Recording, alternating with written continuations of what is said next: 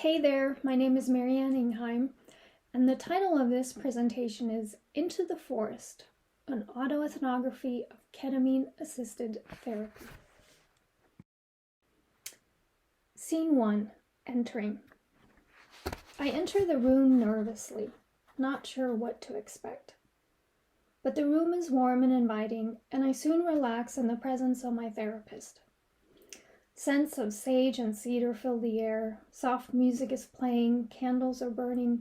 This feels like sacred space.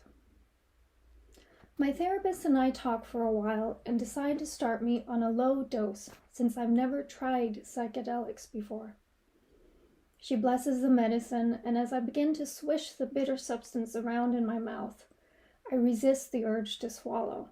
I must swish for 15 minutes so the lozenge can dissolve and be absorbed.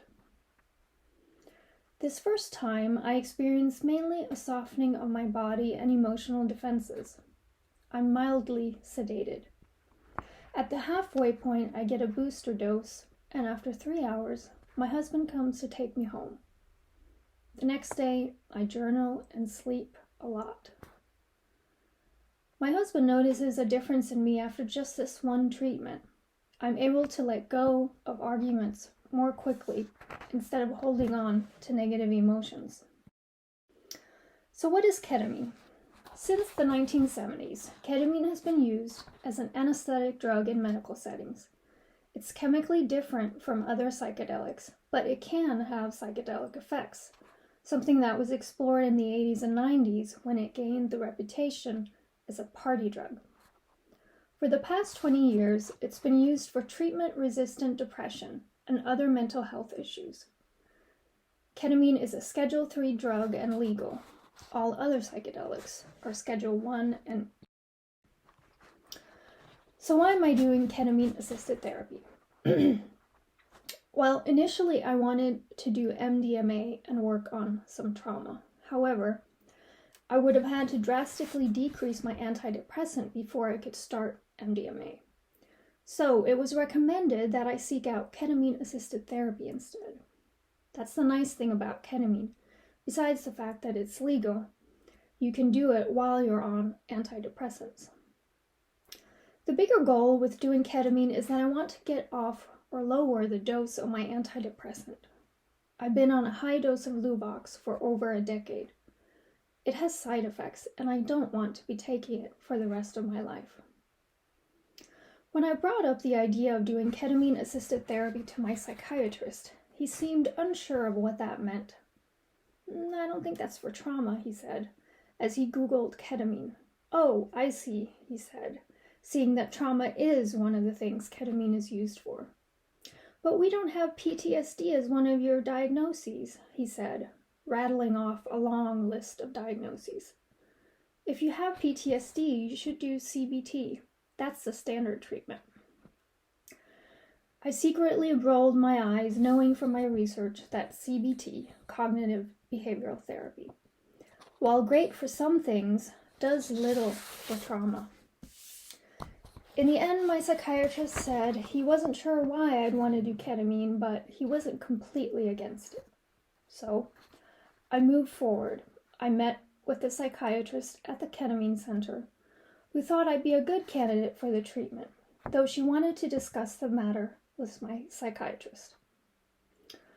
Well, by this time he'd had a change of heart and told her he was adamantly against it. She didn't want to proceed without his approval, since I was in his care. I was determined to try something other than medication and CBT, so I switched psychiatrists and began working with her. There'd always been something about him anyway that had bothered me. For one thing, I was merely a long list of diagnoses to him. For another, his answer to every problematic symptom I encountered was, "Let's increase your medication." I didn't want to keep increasing my medication. I wanted to decrease it. What's the problem with antidepressants? Well, they were never meant to be something you take for decades. Perhaps in some cases. But mainly, antidepressants are meant to be a stopgap, something you could take to get you over the hump while you're working on a problem in therapy.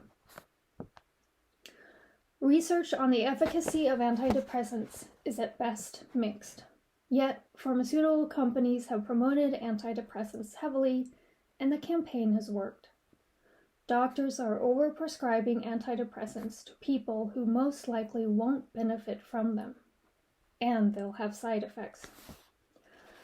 Another issue with antidepressants is that they don't solve the problem. They just cover up the symptoms. On Luvox, I don't have as many panic attacks, but Luvox does little to address why I'm having these panic attacks in the first place. If I stop taking Luvox, which I've tried, the panic attacks come back. That's probably why it's so hard for people to get off antidepressants once they start them. The symptoms come back.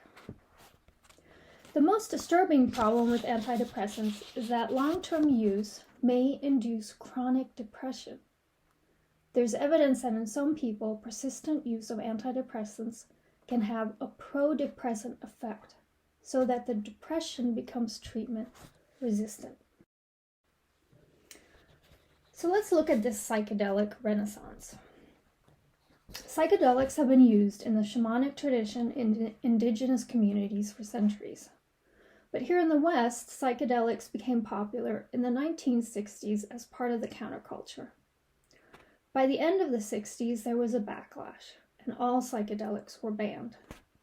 In the 90s, research on psychedelics began re-emerging, and in the last 2 decades, there have been multiple clinical trials on psilocybin and MDMA, which are both expected to be approved for therapeutic use within the next 3 to 5 years. Now, as I mentioned, ketamine has been legal for some time, though there is still a lot of resistance from mainstream psychiatry. Here are some other challenges. First of all, ketamine-assisted therapy is usually not covered by health insurance. This means only those who can afford to pay out of pocket are able to get the treatment. So it becomes a question of privilege. And what about profit? Well, nonprofits have done all the research on psychedelics. But for-profit companies are now starting to get involved because there's potential money to be made, especially when MDMA and psilocybin become legal.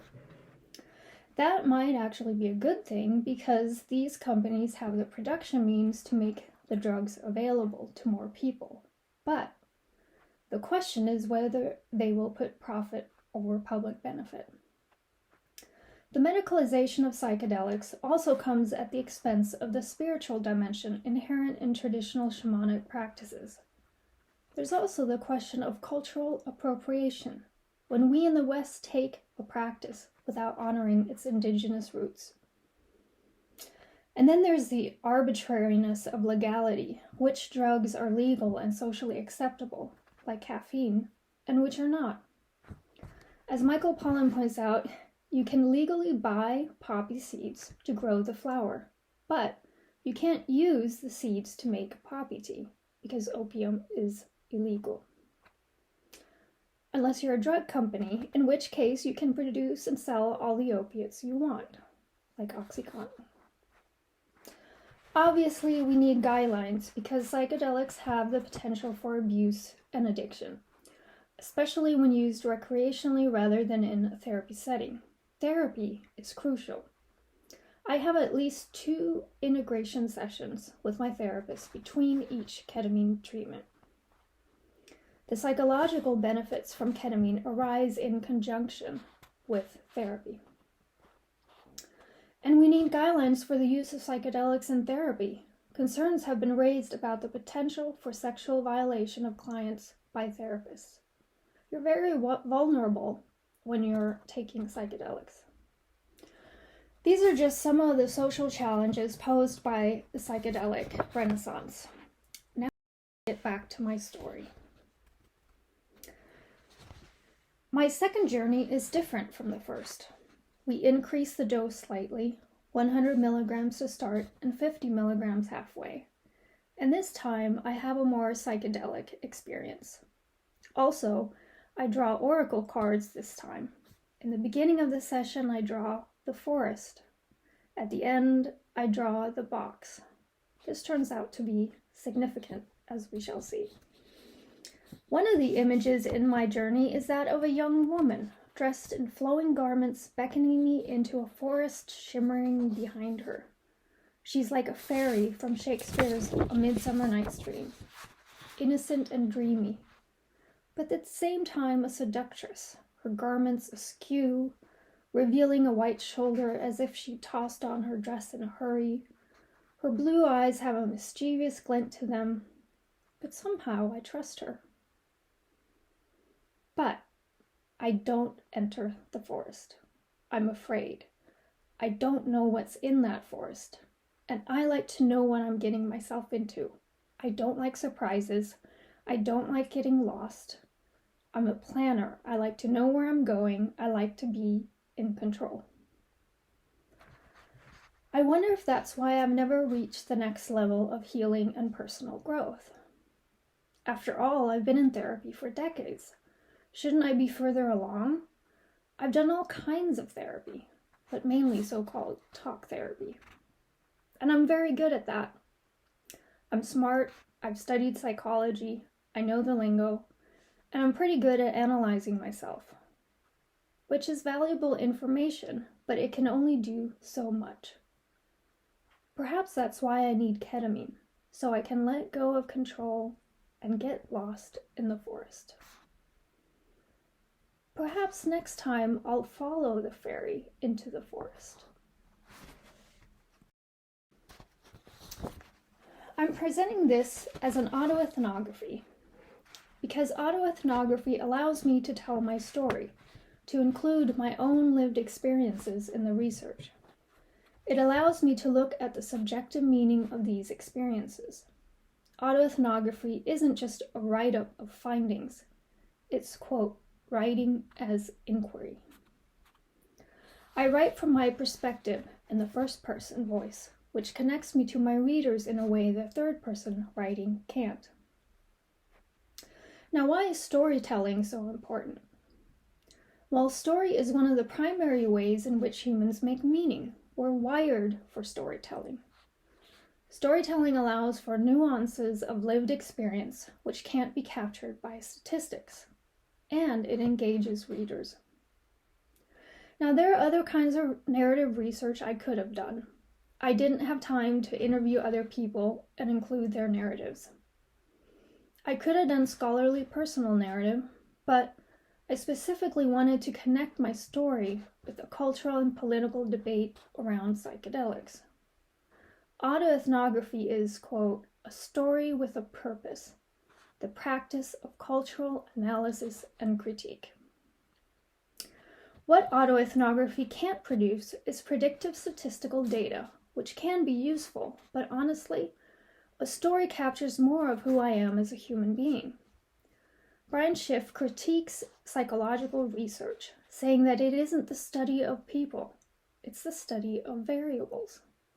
What he wants is for a narrative perspective to, quote, supplant the dominant variable-centered model, quote, because, quote, a narrative perspective dramatically increases the range of possible questions that psychologists can address, and provides necessary insights into human thought, action, and interpretation. That's the kind of research I'm interested in. So I mentioned drawing 2 oracle cards during my second ketamine session, the forest and the box. I think the box is all of our taken for granted social norms. On a personal level, it's my inner critic, that amalgamation of critical voices I've heard over the years. It's what keeps me from going into the forest. And what is the forest? I think it's where intuition and creativity live. On a social and methodological level, it's what challenges the status quo. The box tells us what is valued by society and by academia. I say, let's question these social norms and be open to new ideas. I'm not saying we should get rid of antidepressants, but let's also consider psychedelic-assisted therapy. I'm not saying we should stop doing empirical research, but let's also value narrative research. Let's go into the forest. Thank you so much for listening.